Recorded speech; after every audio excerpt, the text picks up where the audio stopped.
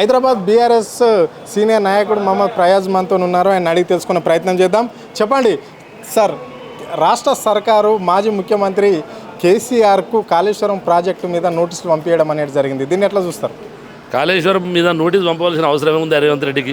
అంత పెద్ద ప్రాజెక్ట్ కట్టినని చంద్రబాబు నాయుడుతో అంతమంది సీనియర్ నాయకుడు, పెద్ద మేధావులు, పెద్ద పెద్దోళ్ళు అందరూ గర్వించదగ్గ పనిచేసిన కేసీఆర్ కనీసం 6,000 మందికి 6,000 వ్యవసాయదారులకు ఎన్నో టన్నుల బియ్యం వడ్లు వెళ్తున్నాయి. అటువంటి కాళేశ్వరం పట్టుకొని పిచ్చోడు వాగినట్టు ఇక రియల్ ఎస్టేట్ దందా చేసేటోడు పిచ్చోడు లెక్క మాట్లాడతాడు. మన దిమాగు ఉన్నాయా ఏమైనా ముఖ్యమంత్రి గారికి? మన తెలివితేటలు ఉన్నాయా? ఏం మాట్లాడతాడు? ఆ కాళేశ్వరం నుంచి ప్రపంచం మొత్తం గడగడలాడింది. అటువంటి గడగడలాడించిన దానికి వీడు పట్టుకొని పిచ్చి మాట్లాడుతూ ముఖ్యమంత్రి వీడు ఓ అటెండర్తో సమానం వీడు. అంటే ఈ కాళేశ్వరం ప్రాజెక్టు అనేది కేవలం కల్వకుంట్ల కుటుంబము కమిషన్ల గురించి కట్టిన ప్రాజెక్టే, ప్రజలకు ఎలాంటి యూజ్ లేదు. ఇది వాళ్ళు కట్టించిన కొన్ని రోజులైన ప్రాజెక్టు వాళ్ళ గవర్నమెంట్ ఉన్నప్పుడు మాత్రమే ప్రాజెక్టు కూలిపోయే పరిస్థితిలో ఉంది అని చెప్పేసి కూడా కాంగ్రెస్ నాయకులు అంటున్నారు, ముఖ్యమంత్రి అన్నాడు. దీన్ని ఎట్లా చూస్తారు మీరు? ఒక్కసారి చూడండి బ్రదరు, వీళ్ళకు టైం ఉండి వీళ్ళకు టైం కేటాయించుకొని అక్కడ పోయి ఆ పరిస్థితి ఏంది, కాళేశ్వరం ఏంది, కాలువలు ఏంది, ఏం కట్టిండు, ప్రజలు ఎంత సంతోషం ఉన్నారు, ఎన్ని కాలువలు నీళ్ళు వస్తున్నాయి, అది ఆలోచించాలి. కానీ ఈడ కూర్చుండి యాడ్నో మన పెద్ద పెద్ద 5 స్టార్ హోటల్లో కూర్చుని మంచి ఎంజాయ్ చేసుకుంటా వాని తోటలు వీడు కొడుతున్నాడు, వీని తోటలు వాడు కొడుతున్నాడు, డిప్యూటీ సీఎంకి ఆయన కొడతాడు, వీనికి వీడు కొడతాడు. ఈ పిచ్చేషాలు వేసుకొని కూర్చుండి ఈడ మాట్లాడు, ఈ ఏసీలో కూర్చుని మాట్లాడే తెలివి కాదని ఆయన దద్దమ్మలు.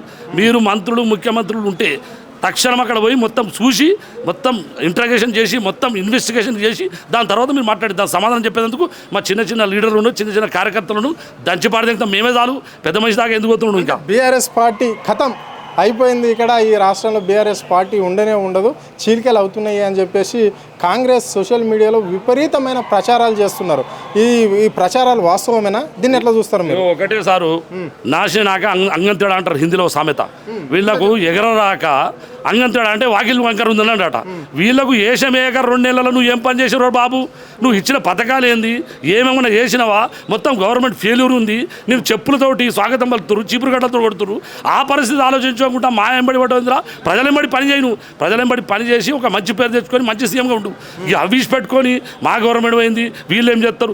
మేము ఎన్నడైనా కానీ ఇవాళ రేపు పొద్దున కూడా నువ్వు డంకబాయ్ అని చెప్తున్నావు. గవర్నమెంట్ డిజాల్వ్ చేసి ఎలక్షన్ పెట్టు.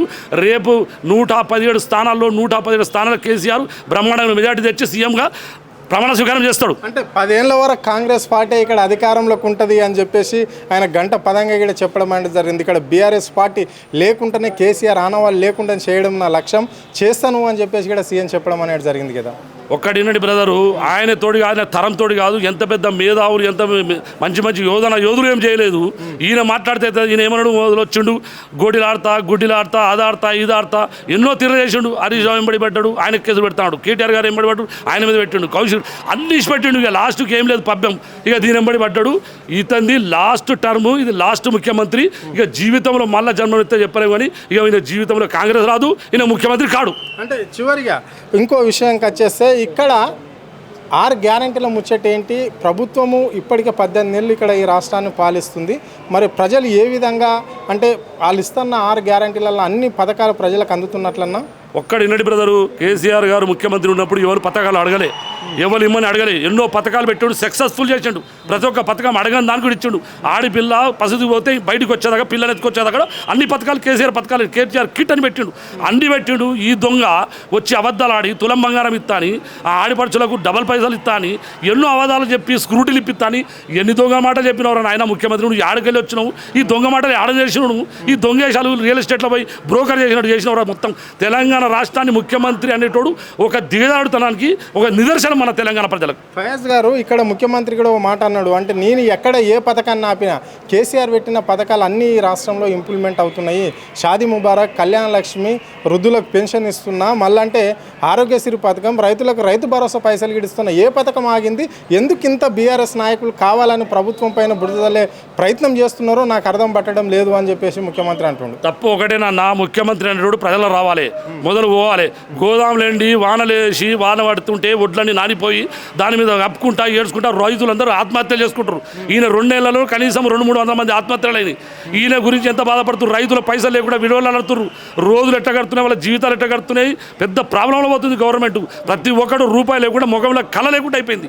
అటువంటి పరిస్థితి తెచ్చి నువ్వు మొత్తం తెలంగాణ ప్రభుత్వాన్ని మొత్తం నాశనం చేసి మొత్తం తెలంగాణ దిగజాడుతనం చేసిండు. ఇటువంటి ముఖ్యమంత్రి జీవితంలోకి రావడంతో నా యొక్క విన్నపము. రెండోది ఏంటంటే మిస్ఫండ్ పెట్టినావు. ఎందుకు పెట్టినావా ద్వారా మిస్ఫండ్? ఎవరు రమ్మన్నారు మిస్ఫండ్కు నీకు? అన్ని పైసలు పెట్టి నువ్వు మిస్ఫండ్ పెట్టి ఇంకెవరైనా గరీబులో పెట్టేది ఉండే. ఆమెకు వచ్చి నువ్వు ఏందో చేసి ఆడ హీనం వహించడు. ఆడ కూడా నువ్వు ఫెయిల్ అయిపోయావు. అక్కడ కూడా నువ్వు ఫెయిల్ అయిపోయింది గవర్నమెంట్. ప్రతి దాంట్లో నువ్వు ఫెయిల్యూర్ గవర్నమెంట్. నీ గవర్నమెంట్ ఎక్కువ నడవది. ఎందుకంటే మా సారు కళ్ళు మూసుకొని చూస్తుండు. కళ్ళు తెరిచినాడు బిడ్డ భస్మం అయిపోతారు. మీరు కాంగ్రెస్ వాళ్ళు మొత్తం ఎక్కడ తురుకు అయిపోతారు. ఇది కేసీఆర్ ఒక ఆర్డర్ ఉంది. కాకపోతే కొద్దిగా ఓపికతో చూస్తుండు. ఇంకా నడవని వచ్చేది పరిపాలన తెలవాలి. ఇంకా ప్రజలకు తెలవాలి. ఇంకా ఆలోచిస్తుండు. ఇంకా ఓపిక పడుతుండు. బయటికి వెళ్ళినాడు పుల్లి మొత్తం పింజరాలు పోతారు. ఇవంతా దొంగ మూట కొడుకోవాలి అని చెప్తున్నా. ప్రయాజ్ గారు, ఇక్కడ మంత్రివర్గ విస్తరణ కూడా జరుగుతుందట. ఇప్పుడు రేపో మాపో అని చెప్పేసి కూడా ప్రజలు అనుకుంటున్నారు. సో మరి ఇప్పటి వరకు మైనారిటీ శాఖకు సంబంధించిన మంత్రి ఇక్కడ ఉన్నాడా ఈ రాష్ట్రంలో? ఒకటండి, తుర్కోలో ఓట్లు తీసుకున్నాడు. బీజేపీలతోటి బీఆర్ఎస్ పొత్తైంది బదనాం చేసినాం. ఓట్లని తీసుకున్నాం. తుర్కోలోకి తీసుకుపోయి ముడ్డి మీద అంతే ఆయనతో హుస్సేన్ సాగలా పడ్డారు. ఒకటికి మంత్రి ఇచ్చలేదు, ఒకటి పింత్రి ఇచ్చలేదు. మా గవర్నమెంట్ ఉన్నప్పుడు సారు 4 ఎమ్మెల్సీలు ఇచ్చిండు, 4 చైర్మన్లు ఇచ్చిండు. మీ దాంట్లో ఎవరికి ఇచ్చినా ఆయన ఒక ఎమ్మెల్సీ ఉందా, ఏమైనా చైర్మన్ ఉందా? ఏదైనా టైం పాస్ వాడుకున్నావు. నీ ఎంబడి తిరిగినా వాడు నాంపెల్లోడు ఎంత పని చేసిన వాడు ఖాన్ అనేటోడు మజ్లిస్లో తరిమి కొట్టినవాడు. అటువంటి నువ్వు బచాయించాలి. నువ్వు ఏం లీడర్వా? నువ్వు లీడర్వా? ఇలా కేసీఆర్ ఎంతమంది ముస్లింలు చేసిండు, ఎంతమంది పన్నోళ్ళు ఇంట్లో ఉన్నోళ్ళు కూడా ఎమ్మెల్సీ చేసి గడగలాడించాడు. తెలంగాణలో తుర్కోళ్ళు ముస్లిమ్స్ ఉన్నారని నిరూపించాడు కేసీఆర్ గారు. ఆ నిరూపణ నీ జీవితంలో రాదు. Okay, right. ఇది పరిస్థితి. 6 గ్యారంటీలు పక్కకు పెట్టి కేవలం బీఆర్ఎస్ నాయకులనే టార్గెట్ చేయడమే రేవంత్ రెడ్డి పెట్టుకున్న లక్ష్యము అని చెప్పేసి కూడా ప్రయాజ్ గారు చెప్పడం అనేది జరిగింది. ఇప్పటి వరకు మా మైనార్టీకి సంబంధించిన ఈ 18 నెలల కాంగ్రెస్ పార్టీలో ఇప్పటి వరకు ఒక మంత్రి కూడా లేడు.